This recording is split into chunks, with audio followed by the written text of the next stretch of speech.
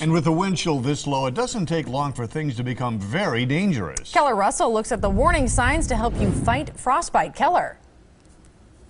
Annie and Mike, we have watched the temperature steadily drop here in Brookfield over the last 2 hours. As you mentioned, when you combine wind chill with temperatures this low, we have 2 below here in Brookfield. It is nothing to mess with. As John mentioned, your skin can freeze in less than 30 minutes in these conditions. It's horrible. And I hate living in Wisconsin. The older I get, the harder it is to cope with it. John Miro doesn't disguise his distaste for our Arctic cold snap. He also knows these temps can be downright dangerous. I try to keep the amount of time I'm outside to a limit. Just 15 to 30 minutes outside tomorrow could put you at risk for frostbite, so it's important to know the warning signs. They include the first sign of redness or pain, white or grayish yellow skin, unusually firm or waxy skin, and numbness. If you find yourself fighting frostbite, here's what you need to know.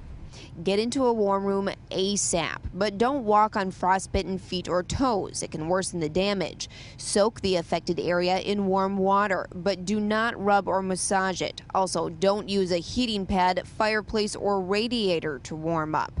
All can make your injury worse. It's pain Debbie Klein won't take her chances with. And I make sure my animals are in the house, and we're moving her or we wouldn't be out.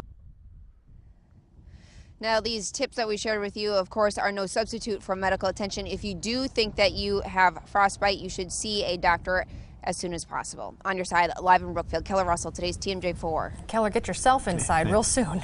And one of the most vulnerable groups of frostbite is kids, and that's something to think about when they're waiting for the bus tomorrow morning. Charles Benson has that story from Wauwatosa. A quick trip to the library has Jody Moa convinced her children Ryan and Chloe won't be walking to school Tuesday morning. We're going to be driving them. It's too cold. Yeah. It's too cold. They live a few blocks from Roosevelt Elementary, and there's a good chance kids won't be allowed out for recess either. Do you like this cold weather? No. So how bad can it be to wait a few minutes for the bus or walk a few blocks to go to school? I have a hat on, gloves, a warm jacket, warm boots. Well, I'll let you know in 5 minutes. Okay, my 5 minutes are up, and I can tell you that my fingers are pretty cold. My feet are okay, they're just starting to get cold, but my face feels frozen. It gets pretty cold quick, and the kids sometimes get distracted easily. With so many students walking to school in Wauwatosa, Assistant Fire Chief Jim Kay says below zero temperatures are always a concern. It's always probably a good idea to have someone keep a close eye on them when they're out there, make sure they don't get distracted, make sure they get to school where they're supposed to be going. On your side in Wauwatosa, Charles Benson, today's TMJ4.